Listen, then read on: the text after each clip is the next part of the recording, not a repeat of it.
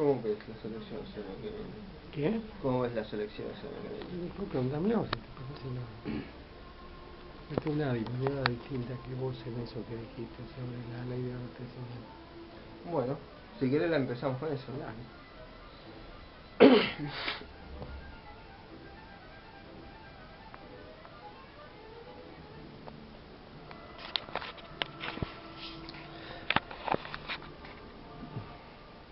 Bueno, volvemos, te pregunto tu posición o tu mirada sobre la ley de abastecimiento.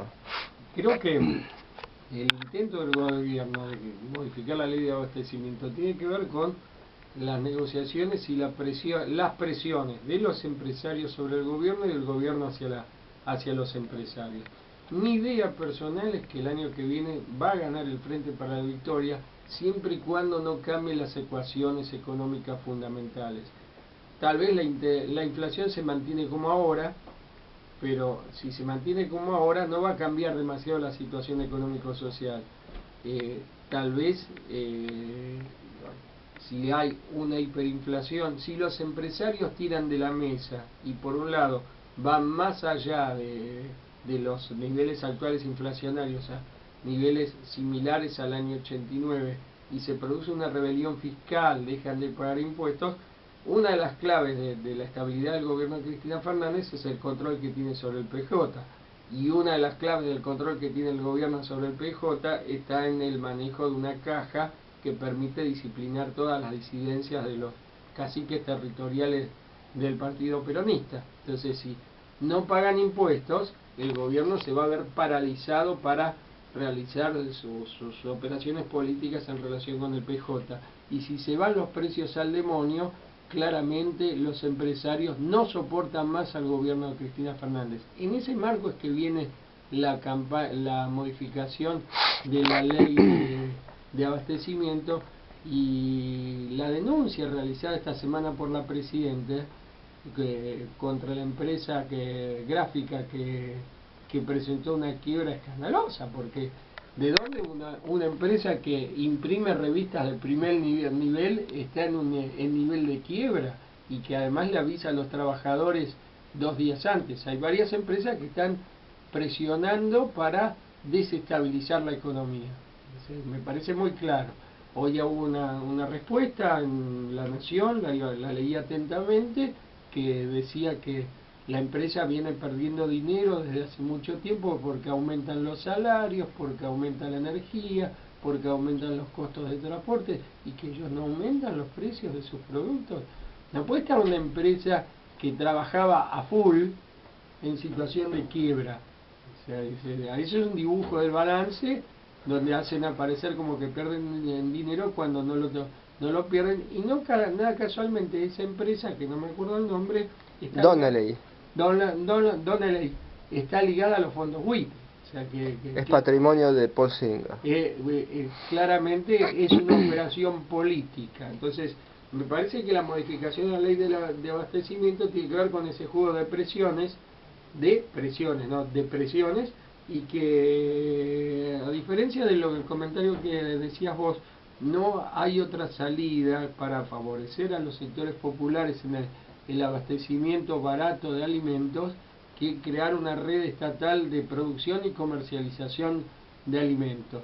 No va a garantizar absolutamente todo. Tenemos el ejemplo de Venezuela, donde el Estado importa alimentos muy baratos y se van muchas veces por las fronteras a Colombia. En Colombia mucha gente habla muy mal de la revolución bolivariana, pero todo el mundo usa la gasolina, la nafta que se contrabandea desde Venezuela para sus coches, y compran desde alimentos hasta productos de perfumería fabricados por multinacionales en Venezuela, que son mucho más baratos que en Colombia. De hecho, esta semana el presidente Maduro decidió controlar mucho más la frontera porque es una sangría de recursos impresionante que termina subsidiando al consumidor colombiano.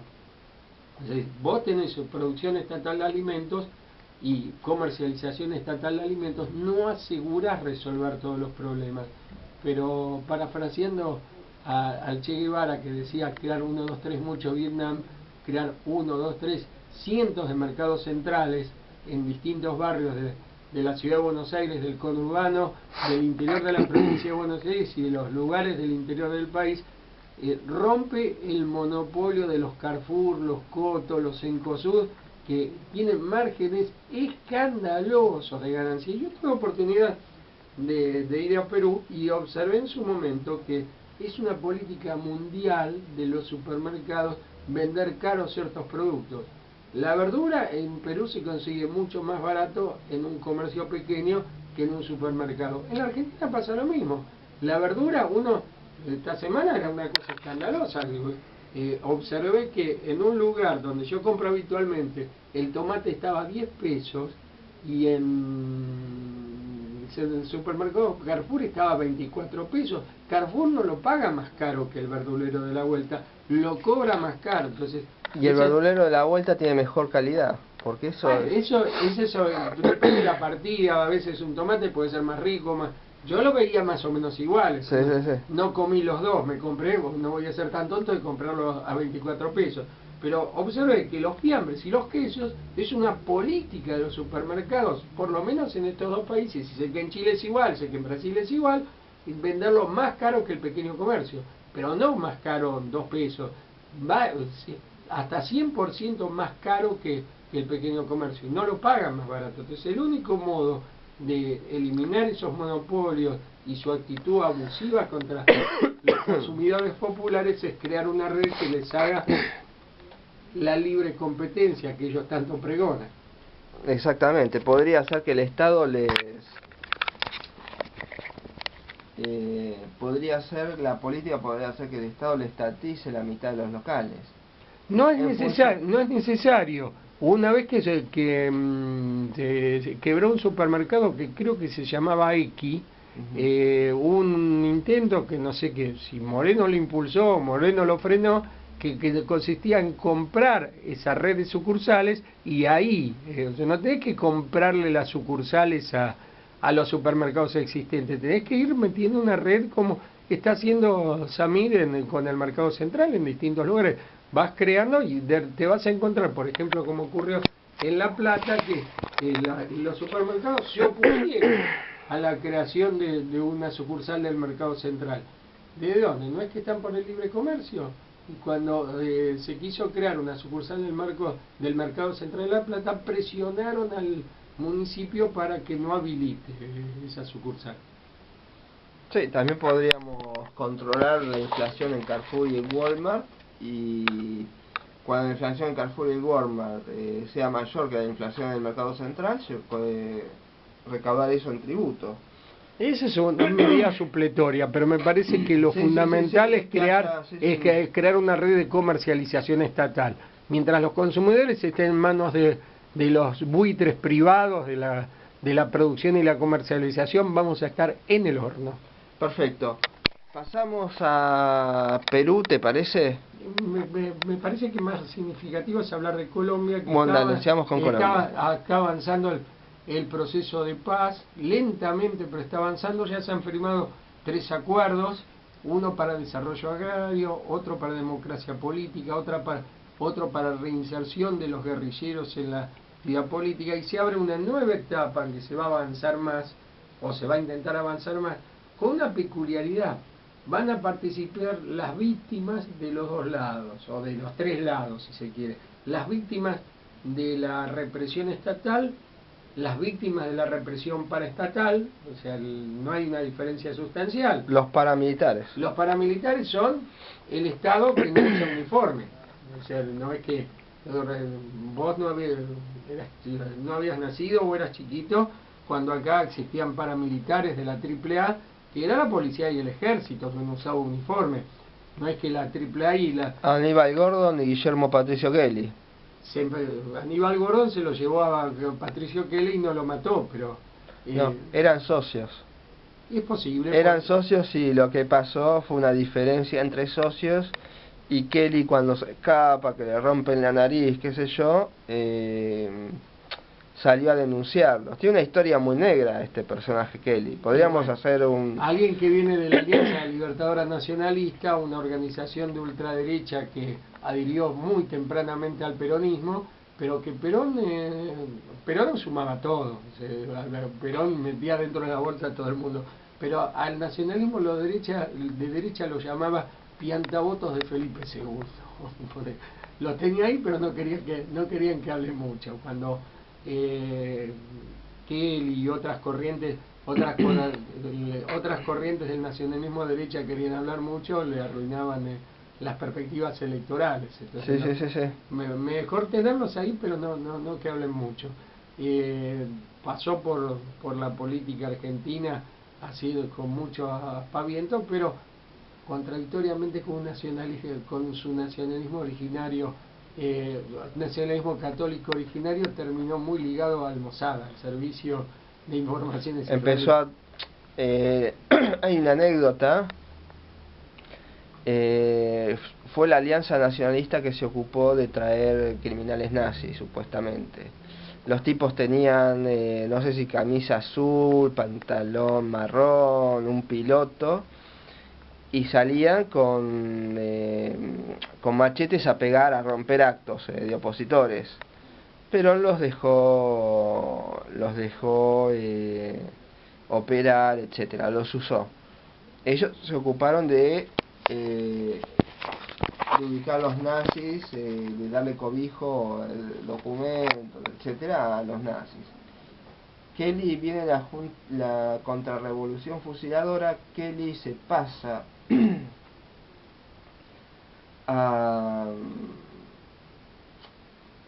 al bando contrario, y en un determinado momento, pasado unos años, empieza a laburar para la Mossad, y supuestamente él entregó a Eichmann y cobró $1 millón de ese momento. Fue él el que entregó, lo demás es verso. Inclusive Gabriel Levinas, que fue director del Porteño, que fue las divisiones inferiores de Página 12, el tío de él puso el Lesoto, donde metieron en el baúl, lo metieron en el baúl de un del Lesoto, lo metieron a Eichmann. Y los sacaron por el aeropuerto de Ezeiza, señal de que tenía que haber una red de complicidades muy vastas. No se saca a un detenido secuestrado con facilidad de un aeropuerto. Sin alguna forma de complicidad hubiese sido imposible. Así que y ahí empezó ya a cobrar guita por todo. Estuvo con Aníbal Gordon, eran socios, se pelearon y después empezó a hacer carrera. Lo interesante es que el tipo lograba ir al programa Mirta Legrand, estuvo en Tiempo Nuevo cuando estaba Neustadt y Grondona, tenía programas en la televisión pública, tenía programas de radio. En Canal 7 no se la llamaba televisión pública. Se la llamaba, sí.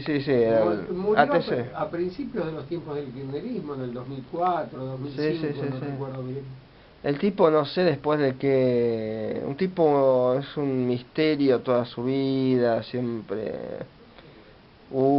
trabajó en el lado oscuro, pero a la vez tenía vida pública. Y mucha exposición mediática. Sí. Bueno, sigamos con la cuestión de Colombia. Van a participar en los foros de las víctimas de la represión estatal y la paramilitar por un lado, y por el otro las víctimas de la guerrilla. La idea que tienen tanto el gobierno como la FARC es avanzar en un proceso que permita alguna forma de reconciliación de una población tan castigada, tan dolorida como la de Colombia, y de algún modo, si sigue avanzando el proceso de paz, es previsible que una de las cristalizaciones sea una fuerza de centro izquierda capaz de disputar espacios de poder más amplios de lo que ha venido siendo hasta ahora. La habilidad de la derecha no es solamente masacrar a la izquierda y al centro izquierda, sino también dividirla, hostilizarla. No te olvides que el centro izquierda gobernaba, por ejemplo, la alcaldía de Bogotá, y el alcalde de Bogotá, Gustavo Petro, había ganado la interna del Polo Democrático Alternativo para ser candidato y terminó prácticamente jugando con Uribe.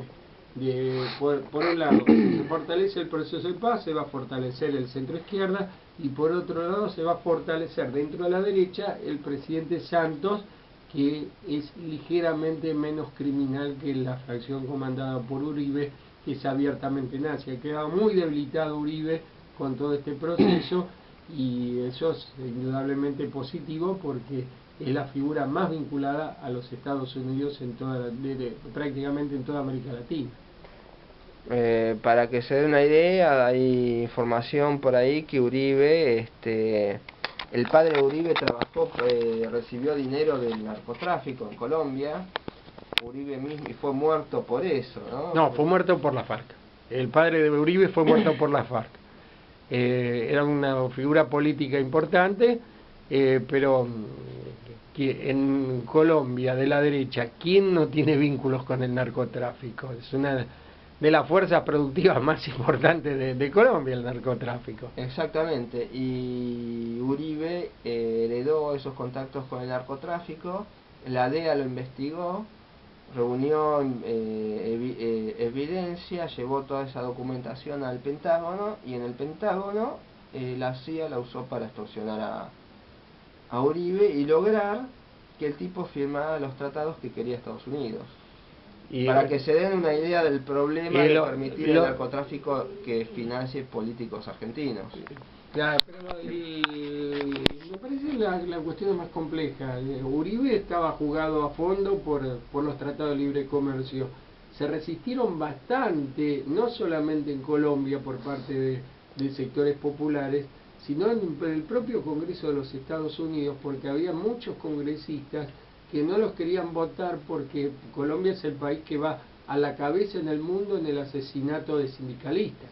Entonces hubo muchas complicaciones. Al final los tratados salieron. En este momento no me acuerdo si fue al final del mandato de Uribe o al comienzo del primer mandato del presidente Santos. Al final salieron, pero en realidad cuando la investigación la lleva adelante Estados Unidos, la DEA o como querramos llamarlo, no le interesa la verdad, sino extorsionar a algunas personas. A Estados Unidos no le interesa terminar con el narcotráfico.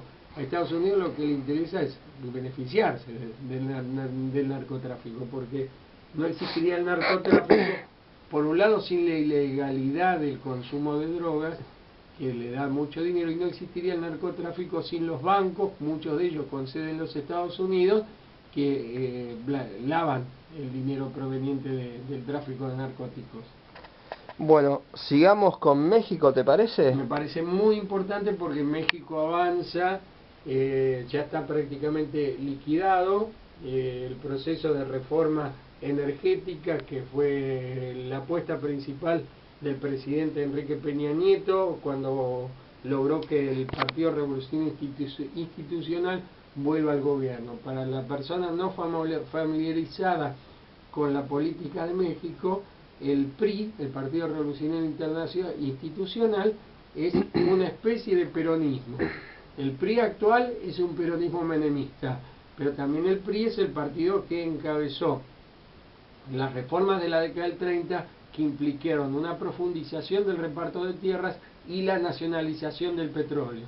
Así como en la Argentina, una empresa estatal energética tan importante como YPF, solamente, si bien el peronismo no la había estatizado, solamente podía ser privatizada por el peronismo, porque solo un peronista como Menem podía liquidar la obra de otro peronista como Perón. O sea, las otras empresas que habían sido efectivamente creadas por el peronismo, la privatización la concluyó Menem. O sea, el peronismo estatizó, el peronismo privatizó, y el peronismo está tratando de volver a estatizar otra vez. Es una síntesis un poco apretada y rápida de la historia argentina. La fuerza política que creó un Estado benefactor fue el peronismo. La fuerza política que lo destruyó fue el peronismo. La fuerza política que lo está tratando de reconstruir es el peronismo. Entonces en México el PRI actual, que es una forma descaradamente neoliberal, descompuesta, que ha impulsado una reforma energética que en algunos casos inclusive va contra la Constitución. Y el gobierno anterior, el del Partido de Afirmación Nacional de Felipe Calderón, había privatizado una empresa de electricidad que no podía privatizarse por mandato de la Constitución, y se pasó por encima de la Constitución, y están hace 4 años los trabajadores peleando contra eso con resultados prácticamente inexistentes.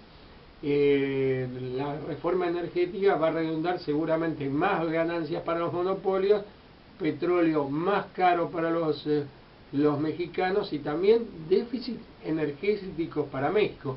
Donde se mete Estados Unidos hace desastres. Cuando se votó el NAFTA, North American Free Trade Accord, el acuerdo de libre comercio de América del Norte, México, Canadá y Estados Unidos, México perdió su soberanía alimentaria. O sea, la tortilla de maíz, que es el alimento nacional en México, hubo que importar maíz. O sea que es muy probable que México exporte energía y termine importándola por otro lado, más cara todavía de lo que lo exportó, porque se le van a entregar áreas muy importantes de la exploración a monopolios básicamente norteamericanos. O sea, David Rockefeller, la dinastía Rockefeller, básicamente. Para no perder la costumbre. Para no perder la costumbre. Y reafirmando esa vieja frase que dice, pobrecito México, tan lejos de Dios y tan cerca de los Estados Unidos. Te hago una consulta. Vos que... Esto me disparó una idea, una cuestión. Vos que sos licenciado en Historia. No soy licenciado, profesor de Historia, pero tenés mucho conocimiento en Historia. En determinado momento en los libros de historia vos podés rastrear a Rothschild, podés rastrear a J.P. Morgan, podés rastrear a Rockefeller, pero después desaparecen hasta de la historia. Pero las empresas que ellos crearon siguieron, y a lo mejor en una revista aparece... No, siguen existiendo. ¿Qué te mueve eso? Hay una frase de un tema popular argentino: si la historia la escriben los que ganan. Eso quiere decir que hay otra historia. Las grandes empresas, los monopolios, tienen ejércitos de académicos, de periodistas, de escritores, que escriben textos, algunos muy hilarantes. Uno lee, por ejemplo, a Carlos Pañi, un columnista de La Nación, donde parece que el azote, no de la Argentina, del mundo, fuera Cristina Fernández, y que los pobres monopolios son víctimas de esta mujer desquiciada. Entre paréntesis, una cosa que no puede dejar de causar gracia es la lectura de los comentarios de La Nación online. O sea, lo más cavernario, lo más retrógrado, lo más racista de la sociedad argentina se da cita en los comentarios de La Nación online. Hay momentos en que me hacen matar de la risa, pero decía Antonio Gramsci que lo fundamental es la lucha por la hegemonía cultural de la sociedad. Entonces, los monopolios no solamente quieren ganar dinero, sino que quieren seguir ganando dinero eternamente. Y para eso lo que buscan es legitimar su accionar sobre la sociedad, porque donde hay una sociedad consciente, por lo menos, si no desaparecen, tienen límites. Entonces, el fenómeno que vos aludías a que desaparece esa figura de la historia, Rockefeller, que es una presencia, el apellido Rockefeller es sinónimo de capitalismo norteamericano. Prácticamente nos hemos olvidado de su creación, de la empresa, ¿cómo se llama? Exxon, sí. La empresa que creó Rockefeller. Hubo un Rockefeller que fue gobernador del estado de Nueva York, y casualmente era gobernador, entre comillas, era gobernador del estado de Nueva York cuando hubo una célebre matanza en la prisión de Ática el 22 de agosto de 1972, el mismo día que fue la masacre de Trelew, y donde, miramos qué casualidad, una rebelión de algunos presos comunes termina entrando una represión terrible y matan selectivamente a lo mejor el movimiento de Panteras Negras, que estaba en ese momento preso en ese penal. O sea, algunos escritores, aparte de militantes, escritores. O sea, ese Rockefeller luego llegó a vicepresidente de los Estados Unidos. O sea, no era solamente un tipo que se dedicaba a los negocios, tenía aspiraciones. No llegó a vicepresidente por el voto popular. No, tampoco es por el voto popular. El presidente de los Estados Unidos y el vicepresidente son electos por colegios electorales. La oposición tiene en marcha el proyecto de reforma constitucional para volver al colegio electoral. ¿En la Argentina? Hay algunos candidatos a presidente que en privado lo dicen. Bien, señal de que lo más democratizador que tuvo la reforma de 1994, que le dio al pueblo la voz para elegir al candidato a presidente, se retrotraería a un colegio electoral. Nelson Rockefeller, creo que era el cuarto, el tercero, el cuarto, no recuerdo bien, llegó a la vicepresidencia de los Estados Unidos cuando fue